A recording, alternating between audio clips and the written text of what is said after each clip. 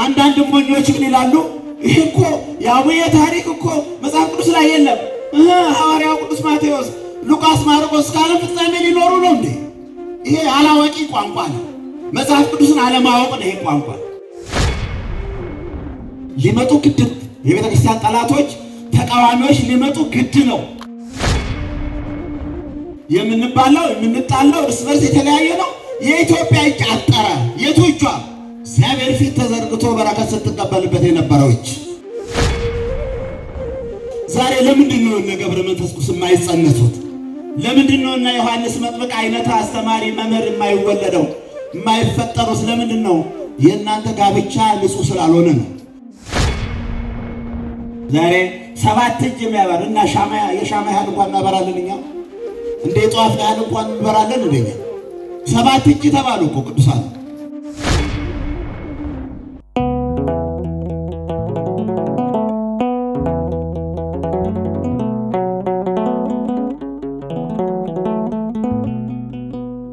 እኔ በዚህ ውስጥ የምጨምረው ነገር አይኖረኝም። ነገር ግን በዚሁ አንዳንድ ሲጠቅሷቸው ሊቃውንቱም ሲጠቅሷቸው የነበሩ ነገሮች አሉ። ኦ ገብረ ሕይወት አኮ ህብስተ ምድራዊ ዘተሴሰይከ፣ ገብረ መንፈስ ቅዱስ ሆይ ምድራዊ ህብስትን የተመገብክ አይደለህም። አላ ህብስተ ሰማያዊ ሰማየ ሰማያት ለእመቤታችን የተሰጠ ቃል ነው። ይሄ ቃል ከመጽሐፍ ቅዱስ ጋር ስናያይዘው በጣም የሚጨነቁ አጽራረ ቤተ ክርስቲያን ስላሉ በቤተ ክርስቲያንም ውስጥም በጣም የሚጨነቁ ችግረኞች ስላሉ መጽሐፍ ቅዱሳዊ ነው። የነቢዩ ኤልያስ በመልአኩ አንደበት ተነስና መንገድ ሩቅ ስለሆነ ይህንን ህብስት ተመገብ ብሎ መልአኩ ነቢዩን አዞታል። መጽሐፍ ቅዱሳዊ ነው ማለት ነው። መንገድህ ሩቅ ነውና የምትጓዘው ሩቅ ስለሆነ 2 ጊዜ ተነሳ ይህን ህብስት ተመገብ ብሎታል እና ነቢዩ ይህን ህብስት ተመግቧል። እና ገብረ መንፈስ ቅዱስ ሰማያዊ ህብስት ተመገቡ ስንል ኤልያስም ሰው ነው፣ ገብረ መንፈስ ቅዱስም ሰው ናቸው። ግን በእግዚአብሔር ኃይል የከበሩ ለእግዚአብሔር ህይወታቸውን የሰጡ ስለሆኑ ይሄ ከዚህ ጋር መያያዝ ይኖረዋል ማለት ነው። በመቀጠል ጻድቁ አባታችን አለ መምህር ዘላለም ሲያስተምሩን ሳይበሉ ሳይጠጡ። ይሄን አሁን ለስጋዊ ሰዎች ይከብዳል፣ ለሚጠራጠሩ ሰዎች ይከብዳል። ይህም መጽሐፍ ቅዱሳዊ ነው። መድኃኒታችን ኢየሱስ ክርስቶስ ምን አለ? ዮሐንስ ሳይበላ ሳይጠጣ መጣ። መረጃ ነው እኮ በአምላካችን ቃል የተነገረ ነው። ይህ የምንሰብከው ስብከት በመድኃኔዓለም ቃል የተረጋገጠ ነው እና ዮሐንስ ሳይበላ ሳይጠጣ መጣ። ጌታ በሰዓቱ የነበሩትን ሰዎች ሲወቅሳቸው ነው የማያስበላ ጋኔን አለበት አላችሁት። የሰው ልጅ አለ ደግሞ እየበላ እየጠጣ እኔ እየበላሁ እየጠጣሁ መጣሁ፣ እኔን ደግሞ የሚያስበላ ጋኔን አለበት አላችሁኝ አለ። መድኃኔዓለም ነው እኮ የሚለው። ዮሐንስ ሳይበላ ሳይጠጣ መጣ። እህል አልበላም፣ የሚጠጣም አልጠጣም። የማያስበላ ጋኔን አለበት አላችሁ። በጣም አስቸጋሪ ነው። በምድር ላይ እንደ ሰው እኮ አስቸጋሪ የለም በእውነት። እግዚአብሔርም ሰውን በመፍጠሩ ተጸጸተ ተብሎ የለም። እግዚአብሔር እኮ እኛ እንደ ቴክኖሎጂ እንደምንሰራው ይህን እንዲያጣምሜ እንዲያበላሽ እንዲባልሰራው እንደሚባለው ሳይሆን እኛም በመፍጠሩ ተጸጸተ ሲባል የኃጢአታችን ብዛት የሚያሳይ ነው በእውነት። የሰውን ክፋት የሚያሳይ እኮ ነው። እግዚአብሔር የሰራው ስራ ተሳስቻለሁ አይልም፣ ግን የእኛን የኃጢአት ብዛት ሰውን በመፍጠሩ ተጸጸተ ተብሏል እኮ።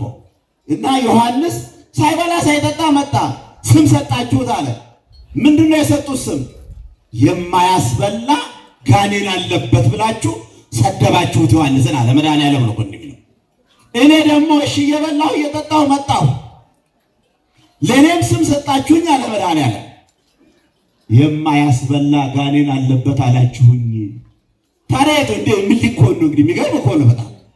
እና ገብረ መንፈስ ቅዱስ አልተመገቡም፣ አልበሉም፣ አልጠጡም። እንዴት ስጋውያን እንዲህ ሊሉ ይችላሉ? ስጋውያን እንዴት ሳይበሉ? ይሄው ዮሐንስ ሳይበላ ሳይጠጣ መጣ ብሎ ባለቤቱ መሰከረለት እኮ። እንደዚህ ነው ቅዱሳን። ከመጽሐፍ ቅዱስ ጋር ትስስር አለው ስራችን ሁሉ። የአባቶቻችን ሃይማኖት አባቶቻችንን ስንሰብ ከመጽሐፍ ቅዱስ ጋር የተያያዘ ነው። ልዩ ነገር የለው። ይቀጥላል። ስለ አንበሶች ተነስቷል፣ ስለ ነብሮችም ተነስቷል። ይሄን ስንል ይሄም መጽሐፍ ቅዱስ ላይ አለ። ነቢዩ ዳንኤል በንጉሱ ትእዛዝ ወደ አንበሶቹ ፓርክ እኮ ተወርውሯል። ይሄ ነው በቃ ገብረ መንፈስ ቅዱስ እንዴት አንበሶቹ ጋር ይዞራሉ ለሚል ከሃዲ ዳንኤል እንዴት ከአንበሶች ጋር ኖረ? መጽሐፍ ቅዱሳዊ እኮ ነው። እንዲበሉት እንዲሰባብሩት ወደ ጉድጓዱ ተወረወረ ዳንኤል። ንጉሱ ግን ያዝን ነበረ። የዳንኤልን ነገር ሲያቅ ስለነበረ ያዝን። መሪ ስለሆነ ድምፅ ስለበዛ ይጣል ተብሎ ስለተፈረደ ዳንኤል ወደ አንበሶች ጉድጓድ ተጣለ። ጠዋት ተነስቶ ንጉሱ ዳንኤል አረዛ አንበሶቹ ፓርክ አፋፍ ላይ አለ እንዴ? የምታመልከው አምላክ አዳነህ ወይ? አዎ መልአኩን አልኮ የአንበሶቹን አፍ ዘጋና አንበሶቹ ሲያጫውቱኝ አደራረጉ። ይሄ አይደለም መረጃው? አዎ እንዳትጠራጠሩ ነው። የሰው ልቦና ዛሬ የሰው አይምሮ ክደት አምሮታል። የምንሰራው ስራ ሁሉ መጽሐፍ ቅዱሳዊ ነው። ዳንኤል ከአንበሶች ጋር አደረ፣ ሲነሱ ሲያጫውቱት አደሩ። ጻድቁ አባታችን ደግሞ ከአንበሶች ጋር ኖሩ እኮ ነው ዋናው። አዎ አንተ ቀጥቀጥ ከአርሲው ለከይሲ ወሀብኮሙ ሲሳሙ ለሕዝበ ኢትዮጵያ። አዎ ከይሲውን ራሱን ጭንቅላቱን ትቀጠቅጣለህ።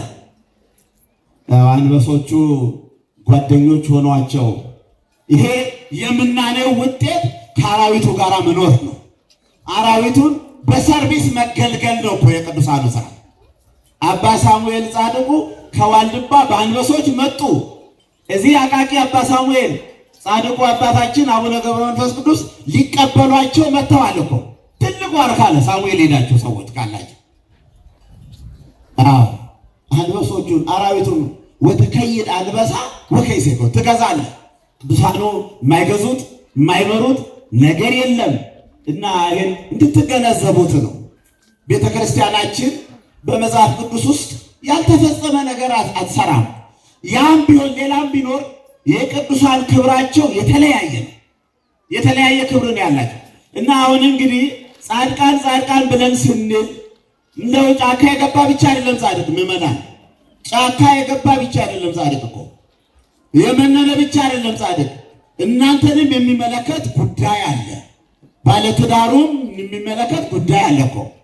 አባቶቻችን እነ አብርሃም ዓለሙም ሳይቀርባቸው ሰማያዊ ሕይወትም ሳይቀርባቸው ጻድቃን ተብለዋል። በትዳር የሚኖሩት ማለት ነው።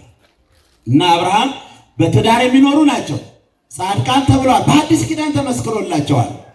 እነ ኢዮብ ጻድቃን ተብለዋል፣ ጻድቅ ተብለዋል። ኢዮብ በመጽሐፍ ቅዱስ ውስጥ በትዳር ይኖር የነበረ ብዙ ፈተና ያሳለፈ ጻድቅ ተብሏል። በምንድን ነው የሚኖረው? በትዳር። እንደው የምናኔው ጫካ የገቡ ብቻ ናቸው ብላችሁ ወደ ጫካ ወደ ገቡት ብቻ እንዳታስረክቡ። እናንተንም ይመለከታል። የምናኔው በትዳር ሆኖ መመነን አለ፣ በትዳር ሆኖ ከእግዚአብሔር ጋር መሆን። እና እነ ዘካርያስ ካህኑ ዘካርያስ ጻድቃን ተብሏል። ከሚስቱ ጋር ጻድቃን ነበሩ ብሎ ሉቃስ ጽፎላቸዋል እኮ። ምንድን ናቸው? በትዳር ይኖሩ የነበሩ ናቸው። ጫካ ለገቡ ብቻ አይደለም ምናኔ። ትዳራችሁ መፈተሽ አለባችሁ፣ ኑሯችሁ መፈተሽ አለባችሁ፣ ሕይወታችሁ መፈተሽ አለባችሁ። አባቶቻችን በተስና ከብር ልንመስላቸውም ጭምር እኮ የመጣ ነው። ልንመስላቸው ዓለም የተበተበብንን ነገር ልንተው። አቢሜሌክ የተባለው ሰውዬ እኮ የአብርሃምን ሚስት ሳራን ነጥቆ ነበረ። አንቺ እንዳይገሉኝ መልከ መልካም ነሽ፣ የዚህ ሀገር ሰዎች እንዳይገሉኝ እባክሽን ወንድሜ ነው በይ አለና ፕሮጀክት ሰሩ ባልና ሚስቱ። እሺ አለች እሷ። ይገሉሃል? አዎ እሺ ወንድሜ ነው እላለሁ። ከዛ በኋላ ምንድናችሁ? ከየት መጣችሁ? ከዚህ ሀገር። ምንድናችሁ? እሷ ምንህ ናት? እህቴ። አንቺ የሰውዬ ምንሽ ነው? ወንድሜ። ከዚህ በኋላ ያው ሰው መሪዎች በመሪነት ደግሞ አመንዝራነት ይጠነክራል። በእውነቱ ብዙ ቆሻሻ የሆኑ መሪዎች አልፋለች አልፈዋል በዚች ምድር ላይ እና ሳራ መልከ መልካም ስለነበረች ሳራን ነጥቆ ወሰደ። ከሳራ ጋራ ሳራን ለማግባት ነጥቆ ወሰደ። አብርሃም ይጸልይ ነበረ። እግዚአብሔር በሕልሙ ምን አለው? አንተ ይሄ ሰውዬ ነቢይ ነው፣ ይሄ ሰውዬ ጻድቅ ነው፣ ስላንተ ይጸልያል። ስለዚህ እቺ ሴትዮ ሚስቱ ናት፣ መልስ። እንደዚህ አለ እኮ እግዚአብሔር፣ መልስ። እሺ አለ። እግዚአብሔር ሳያስጠነቅቅ ሳይመክር ሰውን አያጠፋም። ንጉሡ ምን አላወቅኩም እኮ አለ። አዎ ስላላወቅ ነው የምነግርህ አለ። ስላላወቅ ዝም ብለህ እህቴና ወንድሜ ነው እህቴ ነው ስለተባባሉ ስላላወቅ ስህተት እንዳትገባ ለዚህ ብዬ ነው የማስጠነቅቅህ አለው እግዚአብሔር። ክፉን መሪ ማለት ነው። እግዚአብሔር ክፉዎችንም ያነጋግራል የሁሉም ፈጣሪ ስለሆነ። ከዚህ በኋላ ይህ ሰው ስላንተ ይጸልያል፣ ነቢይ ነው። የቅዱሳን ጸሎት እኮ በመጽሐፍ ቅዱስ የተመሰረተ ነው። ይሄው ነው እኮ፣ ሌላ ምን አዲስ ነገር አለ? ከዚህ በኋላ እግዚአብሔር የእንስሳቱንም ቤተሰቡን ሁሉ ማኅፀናቸው ዘግቶ ነበረ። አብርሃም ጸለየላቸው ይላል እኮ። ሲጸልይ ሁሉም ወለዱ፣ ማኅፀናቸው ተከፈተ ይላል። ይሄ መጽሐፍ ቅዱሳዊ ነው። የቅዱሳኑ ጸሎት በዚህ የተመሰረተ ነው።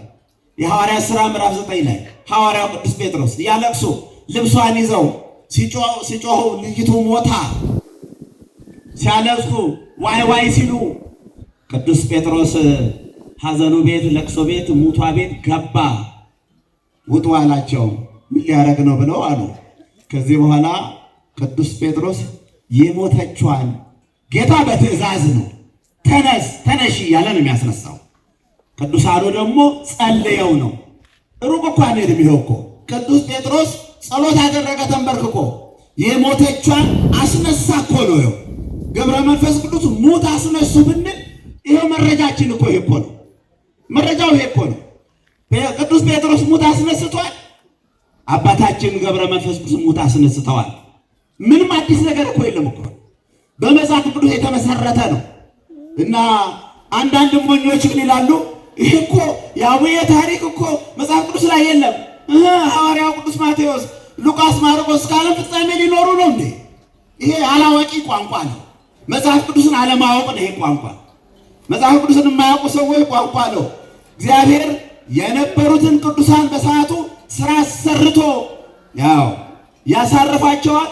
ሌሎች ደግሞ ቅዱሳን ይነሳሉ እንደየክብራቸው። የቅዱስ ጴጥሮስ ጥላው ነበር የሚፈውሰው፣ የቅዱስ ጳውሎስ ደግሞ ልብሱ ነበር የሚፈውሰው። ይሄ ነው የቅዱሳኑ ክብር እኮ። እንዳትንቀጠቀጡ ወዳለው አይደል፣ ቀላዋጮች እንዳትሆኑ። ሌላ ሃይማኖት የለም። ሃይማኖቷ ይቹ ናት። በ34 ዓመተ ምህረት የተቀበልናት በቤተ መንግስት ለገብታ የለመለመች ያደገች የኖረች 34 ዓመተ ምህረት ኢትዮጵያዊው ይላል። ሁልጊዜ አትርሱት ይሄንን እኮ። እኔ ብዙ ቦታ ሰብከዋለሁ።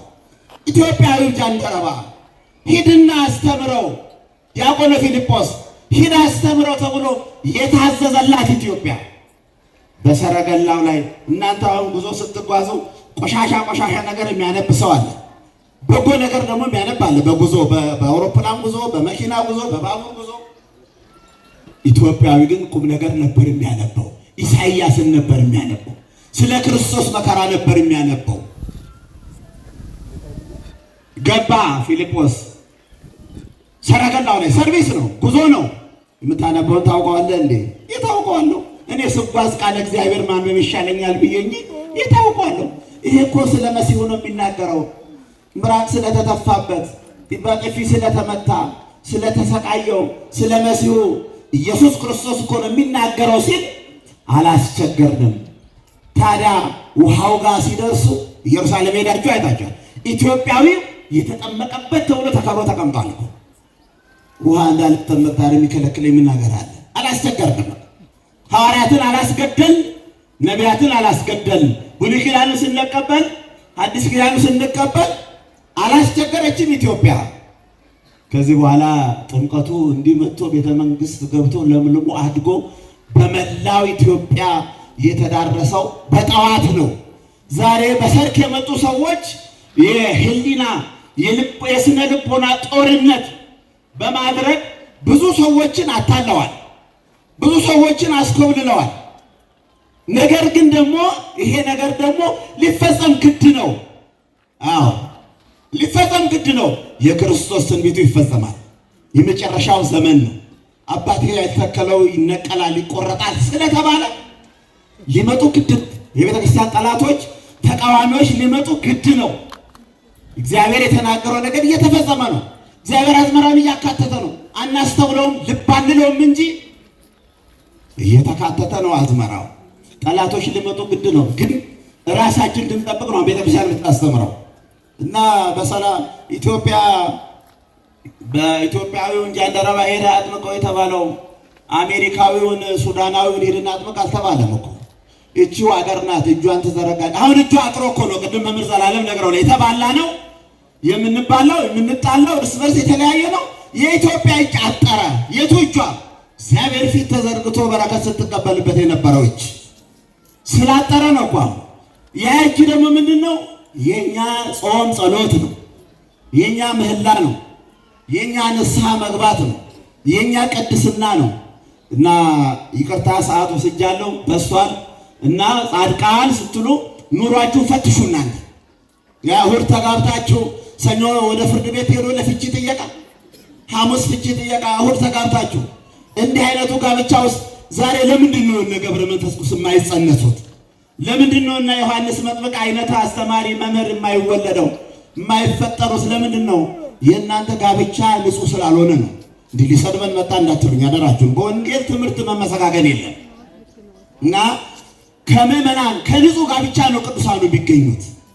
አዎ ከንጹሕ ጋብቻ እና ከንጹሕ ጋብቻ ተገኝተው ጻድቁ ተክለ ሃይማኖትም ገብረ መንፈስ ቅዱስ ምን ተባሉ? እግዚአብሔርን በሶስተኛው ቀን አሐዱ አብ ቅዱስ አሐዱ ወልድ ቅዱስ አሐዱ መንፈስ ቅዱስ ብሎ አመሰገኑ ነው። ይህም የሚቸገሩ ሰዎች አሉ። በእውነት እንዴት ሕፃን ሶስት ቀን በሶስተኛው ቀን ሕፃን በማህፀን እግዚአብሔር አሰግዶ የለው ዮሐንስን በማህፀን እግዚአብሔር ጸሎት አስደርጎ የለም እንዴ? እግዚአብሔር ሽል እንዲያመሰግኑ አድርጎ የለን በማህፀን ውስጥ? መጽሐፍ ቅዱሳዊ ነው እና ጋብቻችሁን ኑሯችሁን ልትፈትሹ ይገባል። በእውነቱ ጻድቃን እንድትሆኑ በንስሐ ዛሬ እግዚአብሔር በትንሽ ነገር ሰውን ይምራል። በውሃ ይምራል ተብሏል፣ በቁራሽ ይምራል ተብሏል። ያም ባይሆን ቅን ሕሊና ቅን አስተሳሰብ ካለን እግዚአብሔር ሁላችንንም የጻድቁን በረከት ሊሰጠን ዝግጁ ነው። ያው ዛሬ 7 እጅ የሚያበር እና የሻማ ያህል እንኳን እናበራለን እኛ እንደ ጧፍ ያህል እንኳን እንበራለን እንደኛ 7 እጅ ተባሉ እኮ ቅዱሳን። ከዛ 7 እጅ ራሳችን እንድንፈትሽ ነው፣ በንስሐ እንድንስተካከል፣ ቤተ ሃይማኖታችን እንድንጠብቅ። አሁን ሃይማኖታችን መጠበቅ ነው። ኢትዮጵያን አንድ የሚያደርጋት ሃይማኖታችንን መጠበቅ ነው። አንድነታችንን ማጠንከር ነው። የማይመጡ ፈተናዎች የሉም፣ የማያልፉ ፈተናዎችም የሉም። ለክፉ ሰሮች ልብ ይስጣቸው ብለን እንለምናለን። አዎ ክፉ እንዳይሰሩ፣ ክፉ ውስጥ ስራ ውስጥ እንዳይገቡ እና ጻድቁ አባታችን ዛሬ ያረፉበት ዛሬ በምድረ ከብድ ያቺ የታችኛዋ የማርያም ቤተክርስቲያን ዝቅ ብላ ታች ያለች ምድረ ከብድ ሄዳችሁ ክርስቶስ ከሰማይ ሲመጣ ከእናቱ ከቅድስት ድንግል ማርያም ጋር ከመላእክቱ ጋር ጻድቁን ሊቀበላቸው ሲወርድ መሬቷ ትርድ ምድርም ግርማው እንደተባለ መሸከም አቅቶ ተደርምሳ ወርዳ የተገመሰ መሬት እኮ ነው ያ እመቤታችን የተሰራችበት ቦታ። ምድሯ ጌታን መቀበል አቅቷት እንደዚህ ነው። እንዲህ አይነት በዓል ነው ዛሬ የምናከብረው። ሰው ሰራሽ በዓል አይደለም፣ እግዚአብሔር ሰራሽ በዓል ነው።